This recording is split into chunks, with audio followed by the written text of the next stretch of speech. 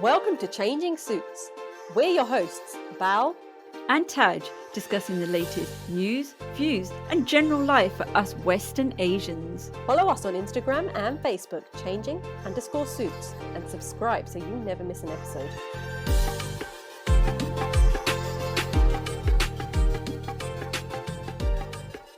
Hi, welcome to Changing Suits. My name's Bal. And my name's Taj. Welcome to our second season. And I'm calling it season just because we had a bit of a break. I know we were back last week. I didn't know we were going to call it second season. I know, I like surprising, throwing the odd curveball just to make life a bit more exciting. Okay, we'll call it a second season. I'll go with that. Okay, so today we're going to be discussing well-being and why it was important that we took some time off and why we're glad to be back, of course, back to the grind just like everyone else is. And why you felt and why you felt that is important that we had that time off. So Taj, explain why you wanted time off apart from, I like the way you start off with me just to make it as if I wanted the time off. So okay, I did need the time off. I think I needed it a lot because just balancing so many things. So I'm working a part-time job and then we're sorting out our Changing Suits. The organization is growing bigger and bigger, which is amazing, but we're doing that after our day job. We're starting up our own organization, and then you got the kids on top of that. And then I was like, okay, I just need to think and breathe. So that is the reason why I thought, okay, let's just pause and breathe and enjoy the 6 weeks holidays. And to be fair, I mean, I keep saying, I don't know why I keep saying it to you. I mean, it was a mutual decision. And to be fair, it did help since I was having some major life changes over those 6 weeks. You sound like you're going through midlife crisis. Well, it pretty much was a midlife crisis with the stuff that I was going through with crazy people. So, yeah. Well, I think the listeners are going to be a bit intrigued about what you're talking about. Okay, I can elaborate a bit more. Why not? We're being open about and raising awareness. So we had a podcast a few months back that we recorded, and it was I keep referring back to this podcast, and I will obviously collaborate and do all that social media stuff with them. But basically, the podcast was recorded with a counsellor called Navneet and her son. And there was something that her son said in that podcast that really struck a chord. And he probably didn't realize how much it struck a chord. I did mention it, but these youngsters, they don't pay attention, right? Shout out to Navneet and her son because they are amazing. And basically, the point that he was making was, if something in your life isn't making you happy, then why the hell are you doing it? Right? And I was like, that's a really good point. So I decided to sell my business. And now Wow, so you listened. I did listen. I did. And I said it to him at the end of the podcast as well. I was like, helped me make a decision that I've been sort of thinking about. So anyway, I did do that. And I'm on the other side of it. And I've got freedom, to the point where I text one of my friends this morning. And she goes, she didn't know this at the time. And she goes, why are you so cool and calm? What's going on? And she goes, you haven't gone and sold your business. I was like, I have. I'm as free as a bird. Do you know something? I must admit, the fact that you were stressed, everyone around you could feel the stress to the point of I didn't want to talk to you. And me and our brother, we made sure that we found out what your mood was like before we decided to ring you. And to be fair, that how people know you, they know when to talk to you, when not to talk to you. That was the perfect thing to do. I was not in the mood over the last few weeks. And if we were recording, then it would have been quite obvious that I was not in the mood. So now I'm on the other side. I is what they say, bouncing off the wall. So you'll be hearing a lot more good mood type of podcast from me. I don't know, when you say bouncing off the walls, that makes me think of being high on something. I'm high on life. Hey, that's the best way to be. So anyway, so we did decide to take that time off during the 6 weeks, spend a bit of time with family, and we did. I mean, like I said, it was stressful, and I could do without. What's stressful spending time with the family? Well, no, the whole thing I was going through with crazy people that I was dealing with at that point in my life. Thank God I'm on the other side. I'm not talking to them anymore. But the point I'm trying to make is I did make some major life decisions, And they always say the grass is greener on the other side. I have found the grass is definitely greener on the other side. You just need to water that grass, apparently, because But don't you remember there was a point when the weather was really dry and the grass was really strawy? well, this is But the you thing. were yeah. Well, that was during the summer at the same point that I was going through that. So we can look at it as more of a metaphor for my life, I suppose. And now we're coming to autumn and winter. The grass is actually green. I genuinely is green. I actually took a photo of it and sent it to Dad because he was like, "Oh my God, what have you done to your grass?" And now I can say to him, he shouldn't have been watering the grass. Oh, now, let's not reveal family secrets. No, it's okay. The hose pipe ban wasn't in place then. Don't worry. Yes, of course. Okay, so So wait, before we go to how we should look after our well-being, should we go back and think and discuss why we don't look after our well-being and why we think it's so important to carry on, steamroll ahead, and just not stop?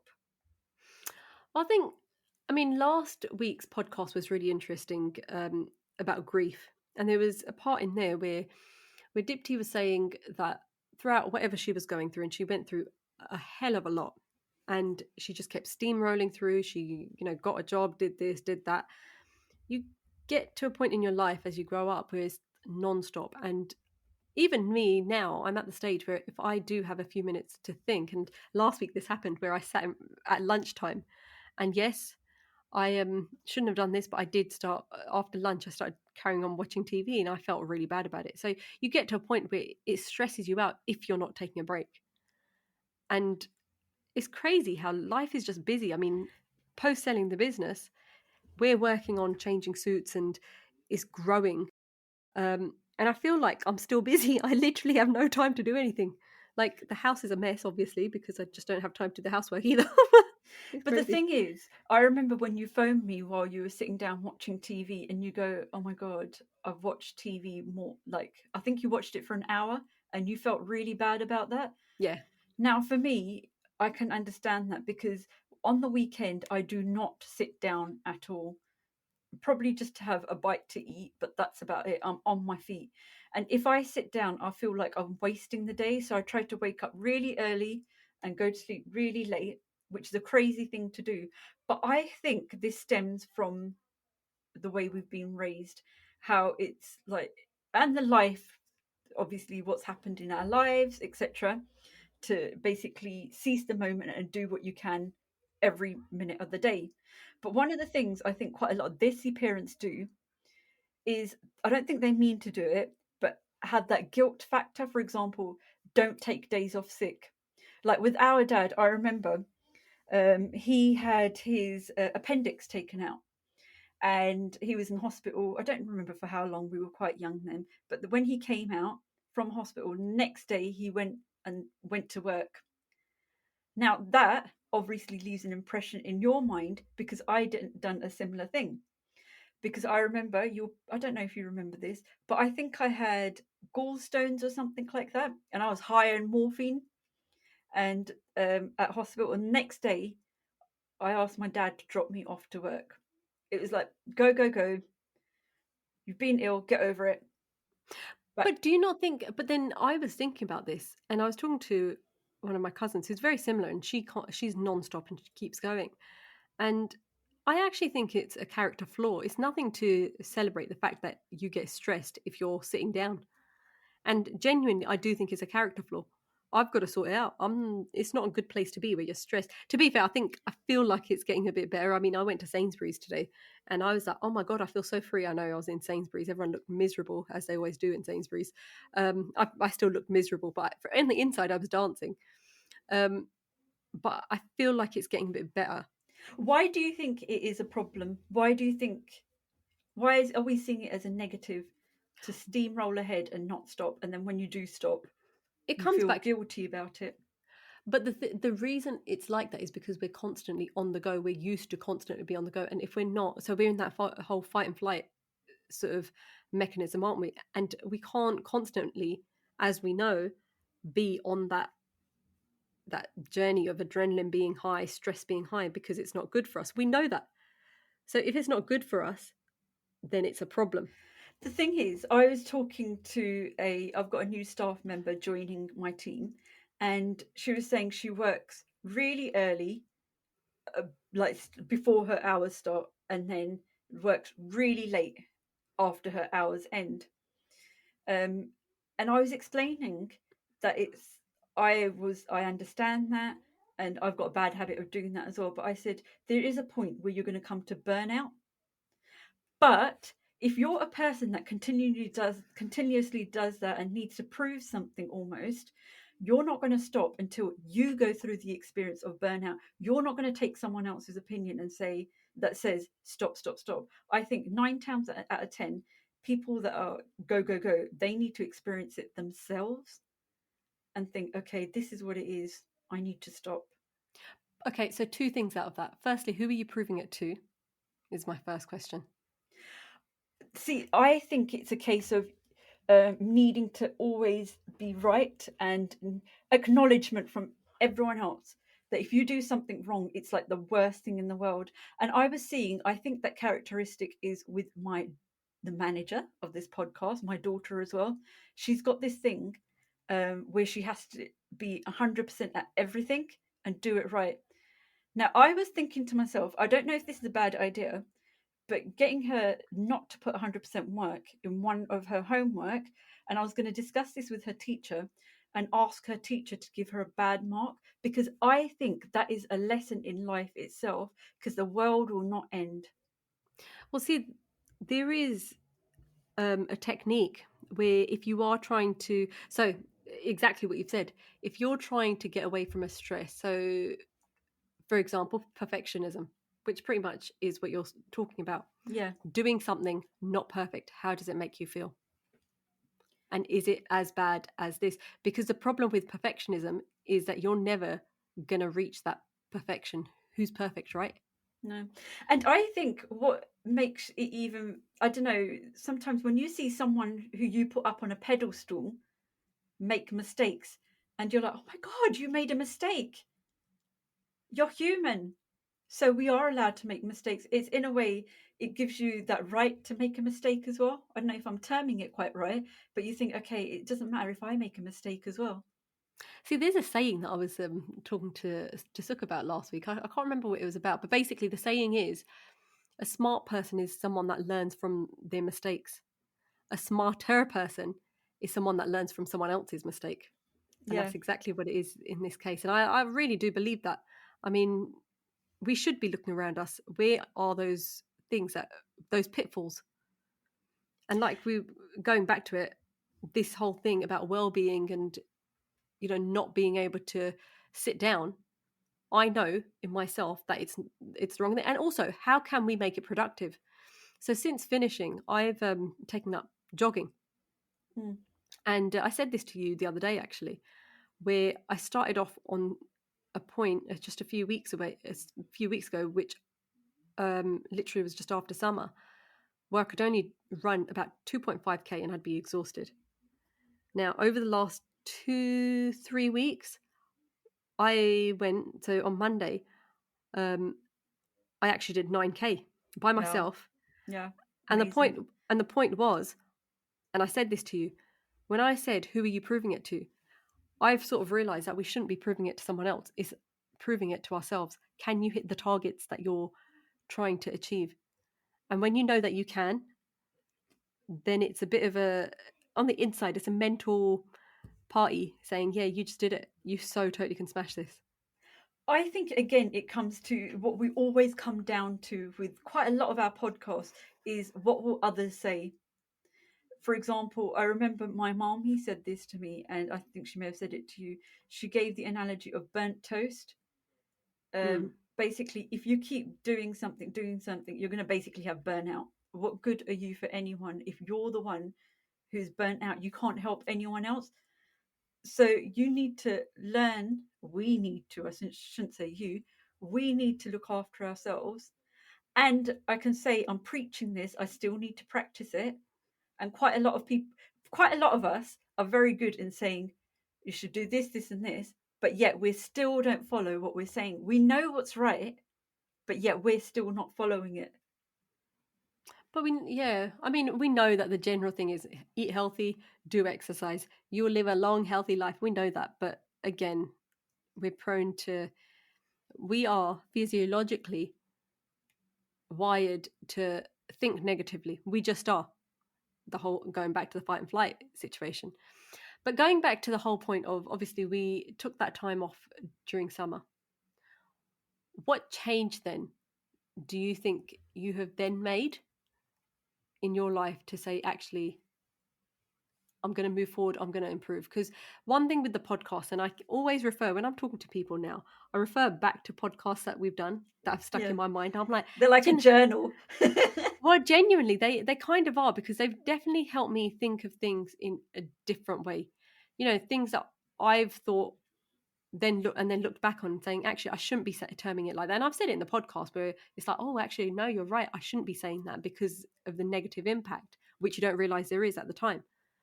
So it is funny. These podcasts have actually been a bit of a diary and a bit of a perspective change.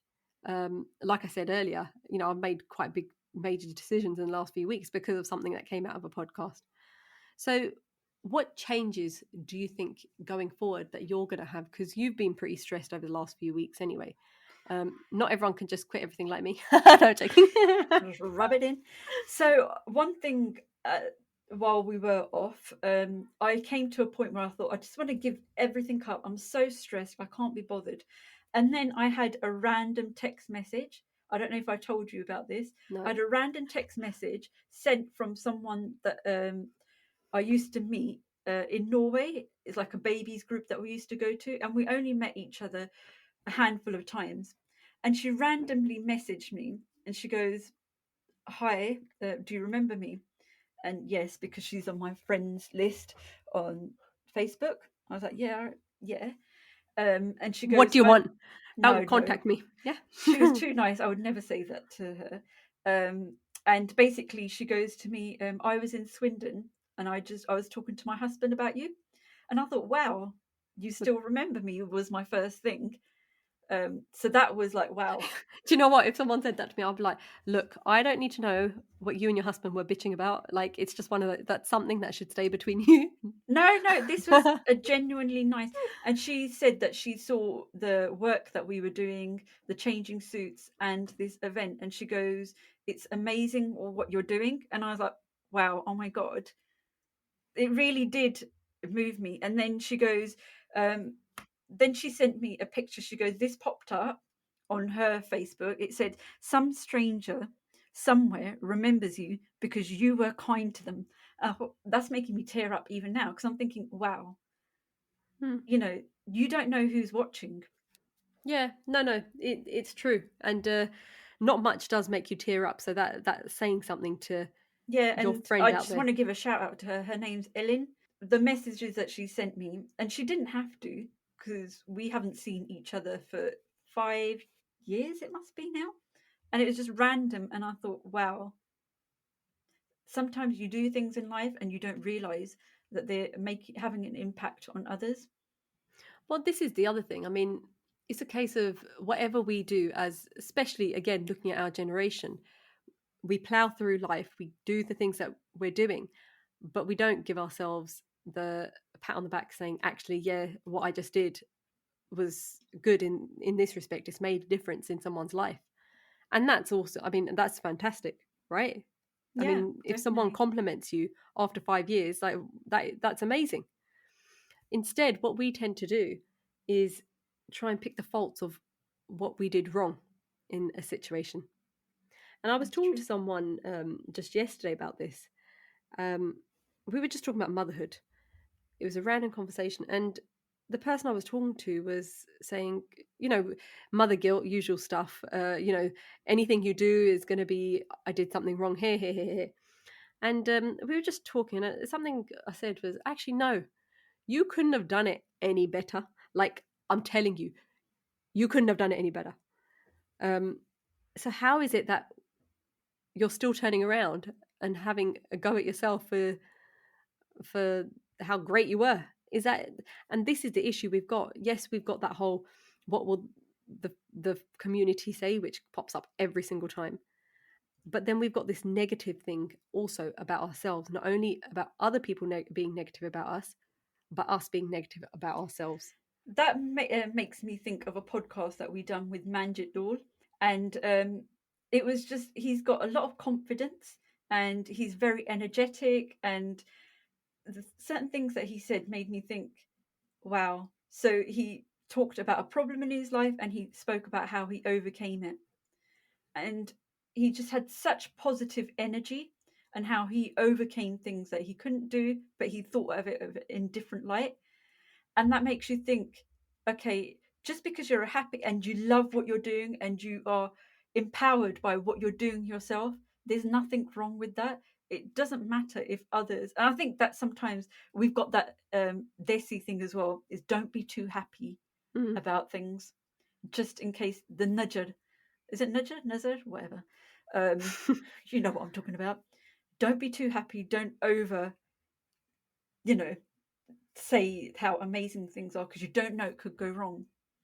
But I think we've gone so much on the other side where everything's just, oh, everything's just rubbish. It isn't. We need to start thinking how amazing our life is. One thing I do at night with my kids is I say, do your little prayer. And then I say to them, say thank you for Say a something. little prayer for me. Yeah, chucking us on. Thank you. Say thank you for something in your life. And sometimes they can't think of anything. And I say, there's always something that you Do you can say, be. you ungrateful little children? No, joking. No, there's always something that we can be thankful for. Yeah. And if they can't think of an event or something that's happened, I say, be thankful that you've got eyes, nose, and a mouth. You can talk. You've got parents. Simple things that we forget that we have got. Yeah. We need to learn to be thankful for them. But then where would you, well, what I was going to say is, do you think it's just us? Because we have been brought up in a, not a negative way. I mean, we're known for just having a laugh because we've got no other choice but to have a laugh in our family. Um, but do you think that is something you see generally, or is it just because, hey, we're sisters, we've been brought up the same and in the same environment generally? Do you think it's just us that are negative, or do you No, I find think that? this is a cultural thing. I think parents from a desi background are, don't make things bigger than they are. Don't jada kushi na the coal, you Mm, know, keep a lid on it. And I understand why they're saying that, because I understand where they're coming from. Again, we can't, you know, say our parents have done wrong, because they're doing from what they've learned. But I think we need to learn to come away from that and start celebrating things from our life and looking after our well-being, and say it's okay to take a break. Say it's okay to have a sick day, if you're which, sick. if you're sick. But I've got this thing where I won't take a sick day even if I'm dying. But then again, that comes from our parents as well, because our dad, he never took a sick day ever, and I don't think our mum did either. Our dad never took a sick day because it was just seen that he just didn't want to do that. But see, the thing is, I think the right, younger generation are different. I'm gonna see. I've found, and I've done this quite a lot in my life, where I tend to make decisions, and then I tell mum and dad um, Yeah, I've afterwards. realised that. Yeah, yeah. So what I was gonna say, yes, we're sort of programmed to keep going, but I feel like I've I hit a point in my life a few years back where it's like, well, actually, if this isn't working, then I'll probably change it, and I'll change it without telling mum and dad first, because it's too late by then, right? So I don't know. I think where you said, we've taken this from our parents. I'm really of the mind of, yes, it may well have come from our parents, but every decision that we make, we can't keep saying it's because of our parents. It has to come down to, well, actually, I'm old enough to say, if I'm not going to take that sick day, even though I'm about to die, that's down to me. It's not down to. But I think it's to do with programming. I'm not blaming the parents. But I'm you saying, kind of are. no, we have to take responsibility for ourselves. I'm just saying it stems from there, but Mm, then we need to make the change. yeah, fair enough. That is where I'm coming from. If we are looking at how we can look after ourselves, we all make decisions. We are all busy. We're all running around. But there's so much that we can do to look after ourselves because no one else is going to, right? If we don't look after ourselves, then you can't help look after someone else. You said that earlier. We made the decision to step back for just a few weeks because things were getting on top of us, but it also gave us time to have breathing space and say, okay, what's next? This organization is growing, but is it growing in the way that we want it to? And if it's not, we need to fix it. And we need to, I mean, we began this and we have to make sure it goes and we do the things that we have set out to do, and that gave us the time. What other things would you suggest for people who are feeling run down and tired of life and stressed generally? I think you've hit the nail on the head. We need to take control of what's happening to us. We have to press the brakes. We have to pause, and we have got the control of that. No one else has. And the fact that we feel that it's out of our control, that's the first thing that we need to kind of put in our heads and think, no, we can, for example, take a pause from social media, take a pause from podcasting. Do you know what? Saying that, I mean, this morning I've just put my notifications back up for the social media because I feel like I'm too out of the whole social media thing. And already I had this morning whilst I was exercising, I had the bing, bing, bing. I was like, oh my God, there we are. Instagram going on again. So yeah, it's true. I mean, I'm finding the phone and the Apple Watch or whatever, I have found that those are quite big stresses in my life. So yeah, when I go jogging, I am starting to wear the watch, but I decided I like my freedom, as we've all discovered. And then that's why I tend to take the watch off after I've jogged. I feel no need. So whatever your stresses are, it might be just a simple thing of the watch which keeps buzzing every time Instagram notifications come up, or this or that and the other. What are your stressors, should I say? And can you eliminate those stressors? I mean, simple things like having a soak in the bath, having time out, pampering yourself, going for a jog. These are all things that we can do to help ourselves, and finding a hobby that you actually like. It is about those little wins. What can you do in your day where you actually stretch yourself slightly, not too much where you're overtired and overstretched, but what gives you that win? And in your head, that little party in your head saying, yes, I just did this. Because I really think that helps just for self-motivation. And who have you got around you that will motivate you as well? Do you have a mentor? If you've got something that you want to achieve, who are you looking towards? That's really important as well. As we come to the end of this podcast, I just wanted to bring up, obviously, we've got our first event coming up over in Swindon, a health and wellbeing event looking at breast cancer awareness within the South Asian community. And the reason we've decided to do this event is because obviously firstly it's a Cancer Awareness Month in October. So we thought it was really important to highlight this, but we have actually had a podcast in the past where we looked at the fact that rates of breast cancer are increasing. So we are going to be doing on the 9th of October at 11 a.m. to 3 p.m. in the Punjabi Community Centre in Swindon, an event where we will be hosting. We've got Dr. Anushka Chowdhury, who will be also presenting in regards to breast cancer. We've got the amazing Manjit Dole, who will be talking about nutrition and exercise. And we've also got a yoga demonstration as well. Now, if you're around, please do join us. And if you've got the kids around as well, we've got bouncy castles, face painting, henna. We've got local services who will talk about a range of health and well-being services in the local area. So like I said, join us on the 9th of October in Swindon. That's goodbye from me. And that's goodbye from me. Follow us on Instagram and Facebook, changing_suits, and subscribe so you never miss an episode.